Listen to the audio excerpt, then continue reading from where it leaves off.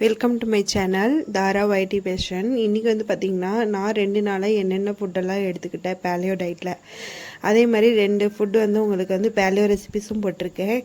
Paleo ரெசிபீஸை பொறுத்த வரைக்கும் first rice, அப்புறம் வந்து பார்த்திங்கன்னா காய்கறிகள், ஒரு சில காய்கறிலாம் எடுத்துக்கக்கூடாது.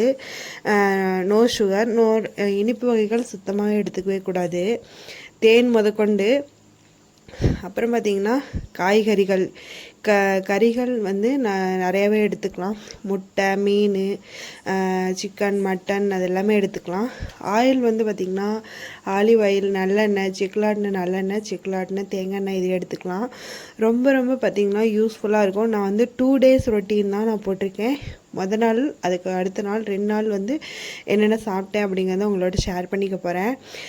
ஃபஸ்ட் நாள் பார்த்திங்கன்னா மார்னிங் பிரேக்ஃபாஸ்ட்டுக்கு காளான் வித் முட்டையோடு சேர்த்து ஒரு பொரியல்னு சொல்லலாம், பொடி மாசுன்னு சொல்லலாம். செம்ம டேஸ்ட்டாக இருந்துச்சு. பேலியோ டயட்லேயும் இவ்வளோ ருசியாக செஞ்சு சாப்பிட்லாம் அப்படிங்கிறது ரொம்ப ரொம்ப இதாக இருந்துச்சு. அதுக்கு வந்து பார்த்திங்கன்னா கொஞ்சமாக காளான், 1 கிராம் காளான், ஒரு பெரிய வெங்காயம், 2 பச்சை மிளகாய், கொஞ்சம் வரமிளகாத்தூள், கொஞ்சம் மிளகுத்தூள், அப்புறம் வந்து மஞ்சத்தூள், இதில் தான் எல்லாத்தையும் போட்டு நல்லா வதங்கினோடனே அவ்வளோதான், ரெசிபி ரெடி. அடுத்த நாள் பார்த்திங்கன்னா 93,850 இருந்தேன். நானே வந்து ஷாக் ஆகிட்டேன். மொதல் நாள் வந்து பார்த்திங்கன்னா 94,800 600 இருந்தேன். அதுக்கு அடுத்த நாள் பார்த்திங்கன்னா 93,850 இருந்தேன். நானே ஷாக் ஆகிட்டேன். சரின்ட்டு நானும் என்னோடய வெயிட் லாஸ் ட்ரிங்கை குடிச்சு முடிச்சுட்டு என்னோடய மார்னிங் ரொட்டீனை ஸ்டார்ட் பண்ணேன். காலையில் வந்து ஒவ்வொருத்தருக்கும் ஒவ்வொரு காஃபி போட்டு கொடுத்துட்டு, பாப்பாவுக்கு நடிச்சுக்கிற பால், மாமாவுக்கு பிளாக் காஃபி, எனக்கு வெயிட் லாஸ் ட்ரிங்க்கு எல்லாத்தையும் ரெடி பண்ணி முடிச்சுட்டு இடியாப்பம் தான் இருந்துச்சு. இடியாப்பம், இன்ஸ்டன்ட் இடியாப்பம். அது வந்து தண்ணியில் ஒரு 10 நிமிஷம் ஊற வச்சு ரெடி பண்ணால் போதும். 10 நிமிஷம் ஊற வச்சுட்டு ஸ்ட்ரீம் பண்ணி ஒரு இட்லி பாத்திரத்தில் ஸ்ட்ரீம் பண்ணி எடுத்தால் போதும். தேங்காய் பாலோடு சேர்த்து சாப்பிடும்போது அவ்வளோ ருசியாக இருக்குது. ஒரு பாக்கெட் தான் இருந்தனால நான் வந்து அது மட்டும் தான் செஞ்சேன்.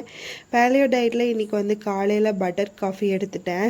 தேங்காய் பால் இருந்தனால தேங்காய் பாலை ஃப்ரிட்ஜில் வச்சுட்டு வெறும் சுகர் ஆட் பண்ணாமல் மதியம் வந்து எடுத்துக்கிட்டேன். நைட்டு வந்து பார்த்திங்கன்னா முட்டைக்கோஸ் இருக்கு இல்லையா, முட்டைக்கோஸை வச்சு முட்டைக்கோஸ், ஒரு 3 முட்டை, அப்புறம் வந்து பார்த்திங்கன்னா ஒரு 2 தக்காளி, ஒரு பெரிய வெங்காயம், அவ்வளோதான் போட்டேன். செம்ம டேஸ்ட்டாக இருந்துச்சு. அது வந்து எப்படி செய்யணுன்னா, தோசைக்கல்லில் தான் பண்ணியிருந்தேன். தோசைக்கல்லில் ஒரு 1/4 பகுதி இது எடுத்துகிட்டு 1/4 பகுதி வந்து ஒரு முட்டைக்கோஸில் 1/4 பகுதி எடுத்துகிட்டு குட்டி குட்டியாக கட் பண்ணி எடுத்து வச்சுட்டு அதை எடுத்து வச்சுக்கலாம். ஒரு 3 முட்டை, ஃபஸ்ட்டு வந்து முட்டைக்கோஸு, பெரிய வெங்காயம், கட் பண்ணி வச்சுக்க பெரிய வெங்காயம், 2 தக்காளி சேர்த்து நல்லா ஒரு இட்லி மூடி போட்டு நல்லா வேக வச்சிடலாம். தேங்காய் தான் ஆட் பண்ணணும், வேறு எதுவும் ஆட் பண்ண வேணாம். தேங்காய், பட்டர், அப்புறம் வந்து பார்த்திங்கன்னா ஆலிவ் எண்ணெய், இந்த மாதிரி ஏதாவது யூஸ் பண்ணிக்கலாம். நல்லா போட்டு வேக வச்சுட்டு அதுக்கப்புறம் நான் முட்டையை உடச்சி ஊற்றி நல்லா கிளறிட்டேன். காரத்துக்கு வந்து ஒரு பச்சை மிளகாய் இல்லைன்னா வரமிளகாத்தூள் அந்த மாதிரி ஏதாவது ஆட் பண்ணிக்கலாம். மிளகுத்தூள் கூட ஆட் பண்ணிக்கலாம். நான் வந்து மிளகுத்தூள், வரமிளகாத்தூள் யூஸ் பண்ணியிருந்தேன். சூப்பராக வந்துருந்துச்சு. பேலியோ ரெசிபிலையும் இவ்வளோ டேஸ்ட்டாக சாப்பிட்லாம் அப்படிங்கிறது நான் இப்போ தான் பண்ணேன், இப்போ தான் தெரிஞ்சுக்கிட்டேனே. செம்ம டேஸ்ட்டாக இருந்துச்சு. நீங்களும் ட்ரை பண்ணி பாருங்கள்.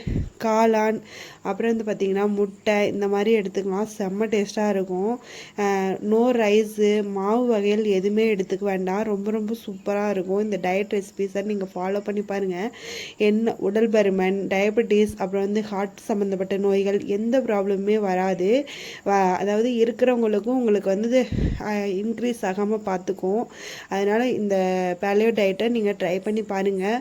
ஃபர்ஸ்ட் ஆஃப் ஆல் எதை எடுத்துக்கிட்டாலும் இந்த பேலியோ டயட்டை பொறுத்த வரைக்கும் டாக்டர்கிட்ட கன்சல்ட் பண்ணி பிளட் டெஸ்ட் எடுத்துக்கோங்க. உங்களோட உடம்புல இன்சுலின் அளவு எவ்வளோ இருக்குது, சுகர் இருக்குது, இது வந்து பார்த்திங்கன்னா ஹீமோக்ளோபின் லெவல்லாம் எவ்வளோ இருக்குது அப்படின்னு தெரிஞ்சுக்கிட்டு அதுக்கப்புறம் பார்த்திங்கன்னா டயட்டில் இறங்குங்க. அதான் வந்து உடம்புக்குமே நல்லது. அப்புறம் பார்த்திங்கன்னா மதியம் நைட்டுக்கு வந்து அதான் முட்டைக்கோஸ், எக்கெல்லாம் போட்டு இந்த பொரியல் மாதிரி ரெடி பண்ணியிருந்தேன். நெக்ஸ்ட் வீடியோவில் என்னோடய விலாகை ஷேர்